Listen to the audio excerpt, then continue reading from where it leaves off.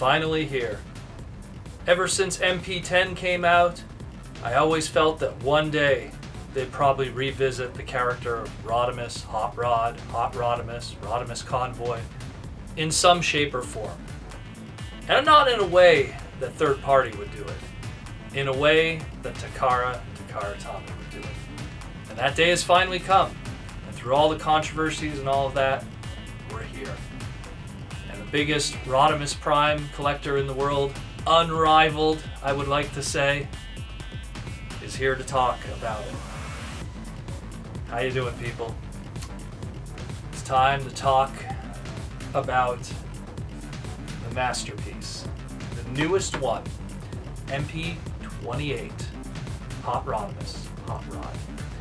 So, let's do this.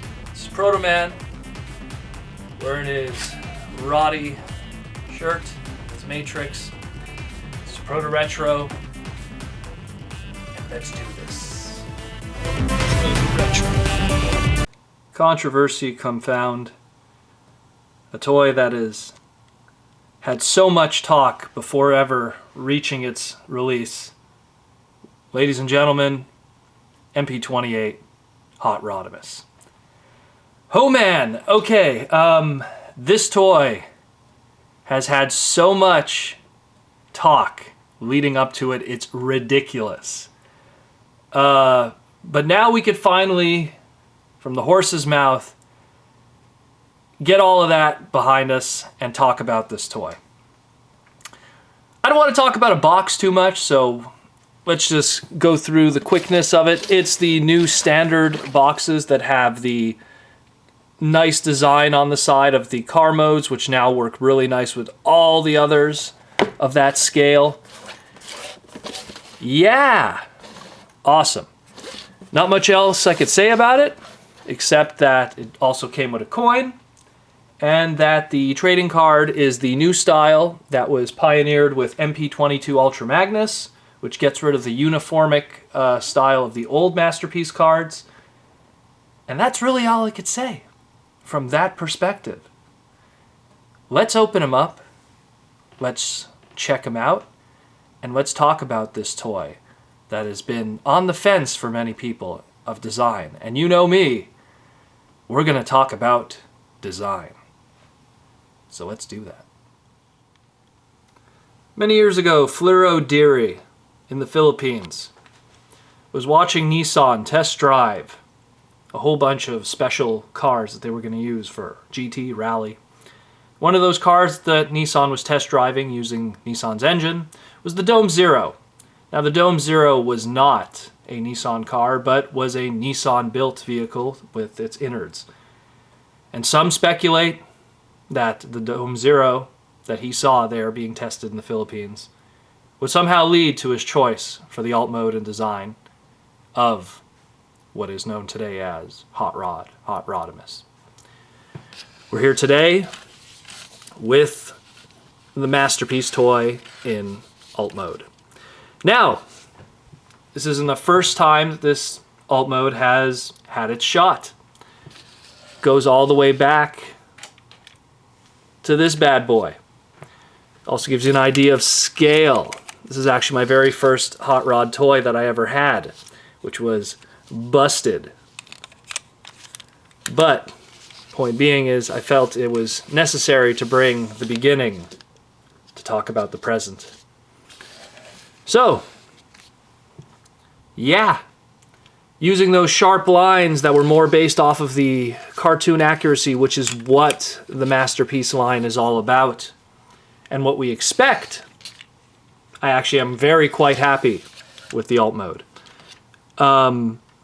One of the complaints that people have had is, why are the back tires larger than the front?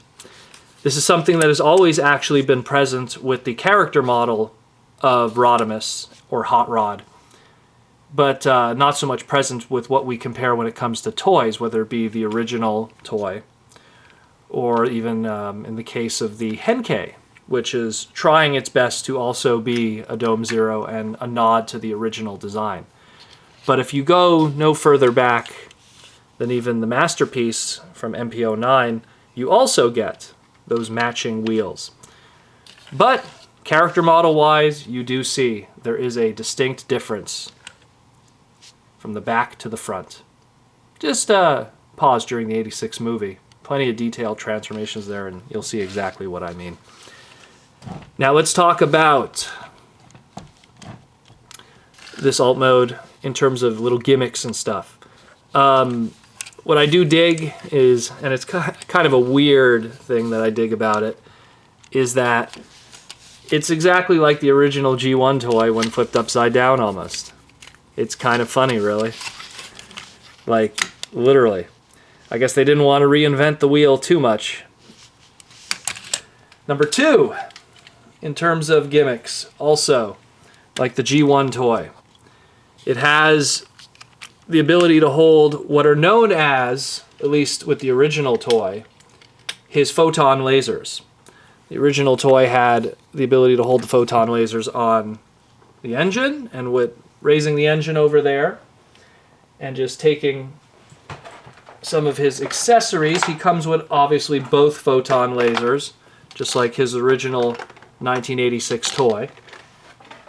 But to do a new spin on the gimmick, to be able to house it, you push it back here and it reveals a second nub that goes in there. Now this gimmick for this Masterpiece toy, you kind of really have to push it back and fit it in there, but it does the job. Also, it can be stored here on the top, where they have 2 collapsible canopy pieces that it could be done like that.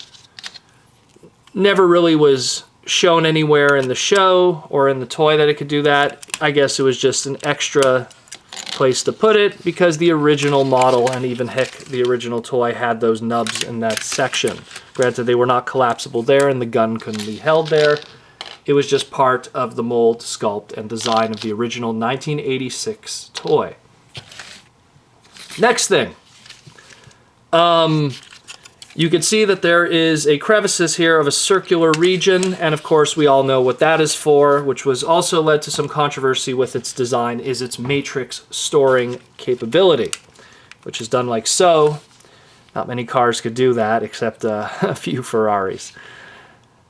Now, which matrix does this work with? It is not the matrix that has come with the original MP1 Optimus or the Takara, the Hasbro Rodimus MP9, the more common matrix, if you will. It does not work with the Battle in Space Rodimus or what is known as the New Year's Convoy matrix, or even what my matrix necklace is based off of. It won't fit in there either because of its matrix-like necklace hubs, if you will. It is actually based off of the matrix that came with MP10 Convoy, and alternatively the mold that was used for all the Town Commander matrices that were done in Takara during the Satellite Cybertron gimmick, which were these guys right here. So this matrix is the only one that will fit in there. So if you want to get a matrix that fits inside your Rodimus canopy, although I can't imagine why that would be top priority, but you would have to get an MP10 Optimus or a oddly colored Cybertron Commander Town repaint, which would be black or purple. There's many versions of them out there, and they're not too expensive, but they're out there. So that's probably the only way you get a matrix, but not priority really, because, well, this character wasn't really known for a matrix being held in there. But if you want to really complete the toy, it doesn't come with one, so you're going to need one. The other accessories that he comes with, I will talk about when we get to the robot mode. He rolls, he looks good. I would give the alt mode, as in trying to be like the original G1 design of the animation, which is what Masterpiece tries to achieve, I would give this alt mode easily a 10 out of 10. To compare it with other alt modes, here it is with the original Masterpiece, here it is with the Henkei, and here it is with the original G1. Just to give you an idea of scale. And just for the hell of it, because I have all these guys in multiple times. Oh geez, there we go. Even Rodimus Convoy trailer. Just so now, because for anyone who owns MP9, probably MP9 is going to be relegated to this, and this is going to be your standard Hot Rodimus Hot Rod. So here's an idea of the scale of the two next to each other now, which I guess now works better that one is a lot larger than the other. Where before, this used to be the story.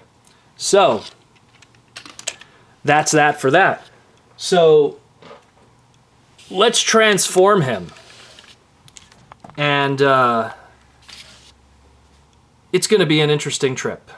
So, let's do that. Transform Nation.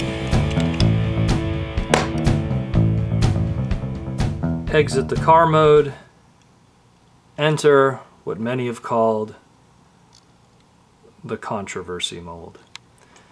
Man, oh man. Okay, so this is where Rodimus's criticism has come from so many different angles. Now, we've had large expectations of Masterpiece as of recent. Shogo, who has come about since a certain perfect Masterpiece toy in that of Sideswipe Lambor, came around and pretty much rewrote the game of Masterpiece toys.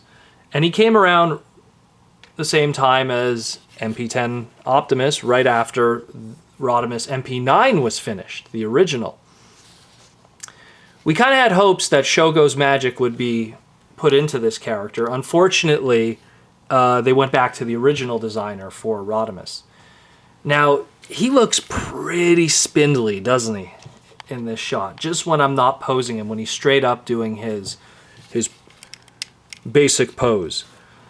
That's a very weird choice of aesthetic that they went with, considering that they had the space in the alt mode to make thicker legs and stuff like that.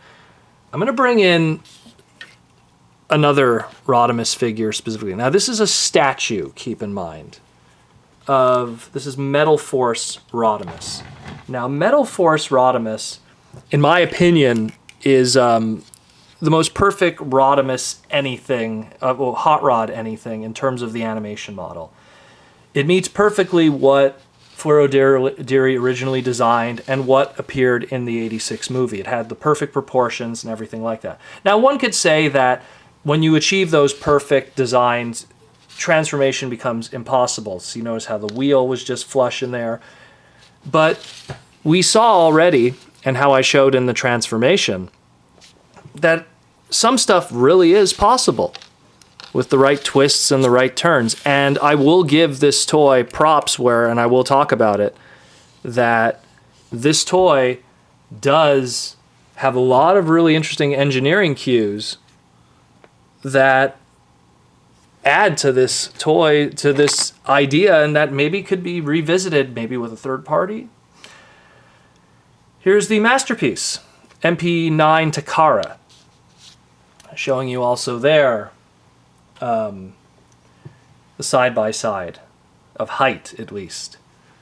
And then Saw Matrix at the moment is the Hasbro one.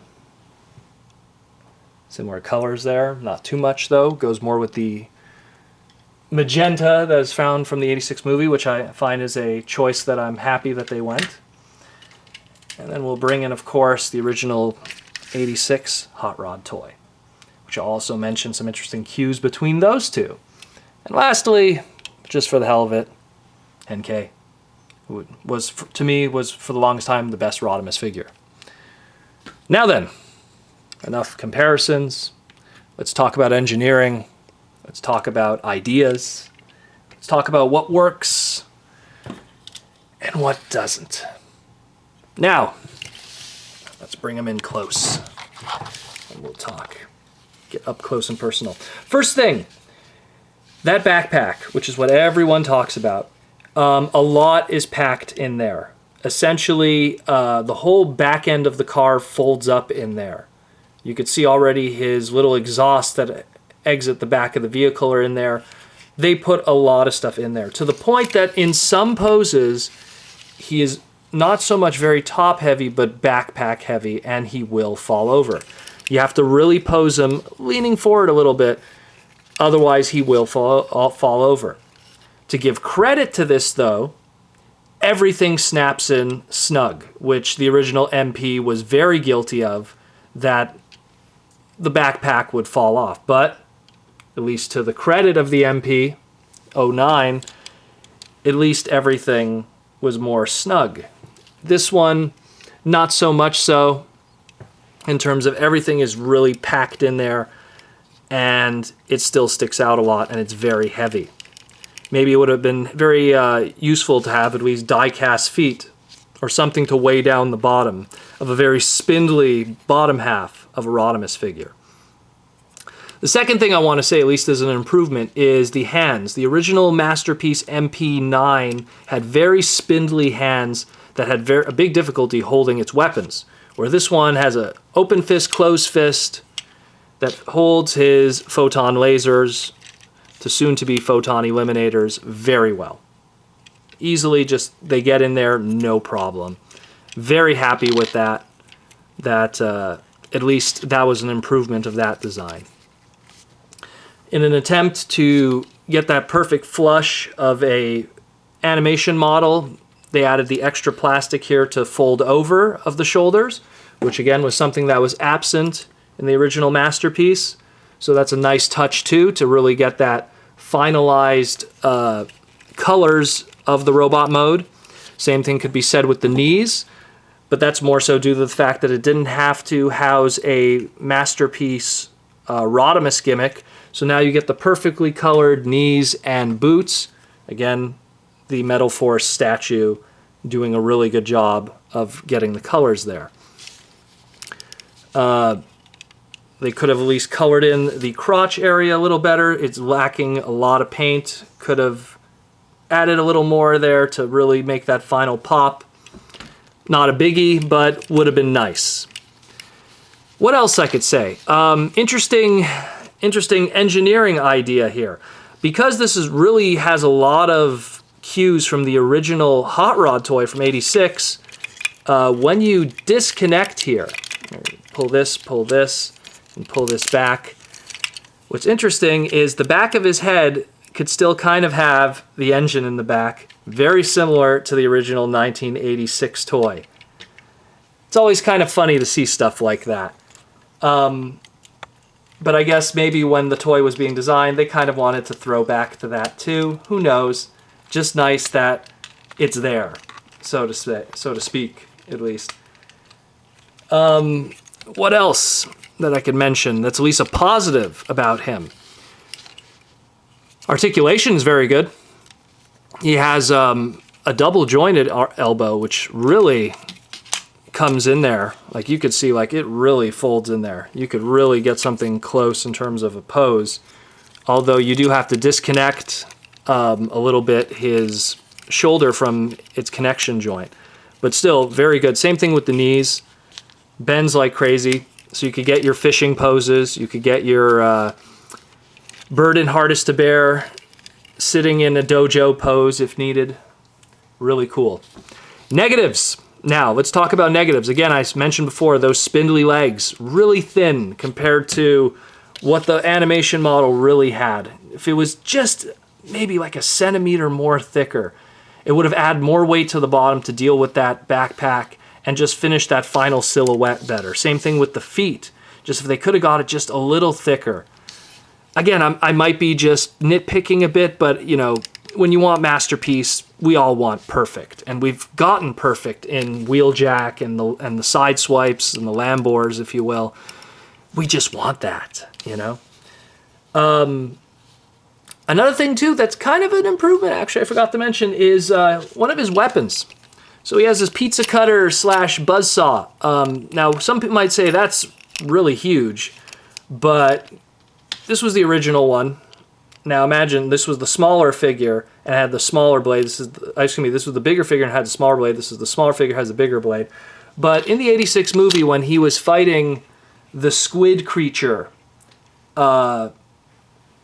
essentially I'm just going to flip it in there. It was a lot larger, his buzzsaw.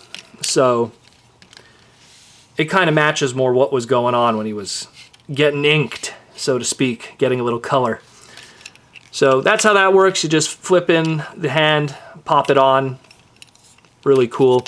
A lot of people, including me, when this toy was first being released, we thought that the way that this gimmick was going to work was a slotted gimmick, because when we would see the bottom of the fist here, it looked like it was removable. Same thing with the top, you see the slot there, and I thought it would just like slide in, but pleasantly surprised to see that that wasn't the case, and it actually just is the flip-in wrist concept. He has the two guns, like I mentioned before. He could dual wield them, and of course the Matrix. Now this is also where the controversy builds. They did a really good job of folding in the sides here onto the side, where I can just pull them up a little bit. I'll just disconnect this and just show. It could easily have been like this. It's going to look kind of ugly, but it could have easily been like that. But they did a good job with it, and that was something that the original Masterpiece was kind of guilty of. Original Masterpiece was guilty of that too, where it had those side pieces sticking out. Granted, they were more thinner, so it wasn't as noticeable. Where we go to the Metal Force figure, and those pieces were folded in much like this one did. Very good, guys. I applaud you for that. Very good engineering idea. But the issue that I have, though, comes from the fact that while keeping the Matrix gimmick, you're left with a very box-shaped chest, which was not the case with the original animation model. It had a more rounded off bottom. And that's something I'm sure a lot of us would have preferred. To house a Matrix gimmick for a character that is associated with the Matrix when he's a leader, not as a cavalier, is a whole other deal. Not necessary. And by putting that Matrix in the chest, by the way, which is die cast in every iteration, adds even more weight to the top of the robot mode, which as a result makes him even more top heavy to fall over. So it's a big sore point, unfortunately, that if that Matrix gimmick was absent, I think we would have had that perfect chest. So between the very boxy chest and the big backpack here, which to this point has the stuff spilling out and no way to tuck that in nicely. It's always viewable from every angle. That makes it very difficult for the top half. Included with a bottom half that's spindly to the point of almost the original 86 Rodimus Prime toy, makes for a very hot and cold feeling for this figure.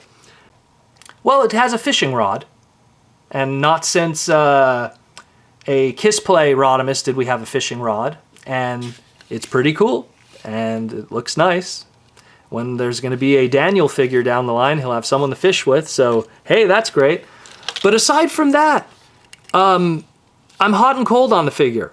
I really like it in a lot of different ways in terms of the new spins of engineering. I really like the way that this was the car mode, and they found a way to twist it around to hide it. That was really smart. The way that they fold the sides here, that is really smart. The way that they did the legs. You know, they actually kind of took that from all the recent Masterpiece toys and how they're doing the legs now. But the way they fold it up and make use of that subspace, that's really smart. There's a lot of really smart engineering here.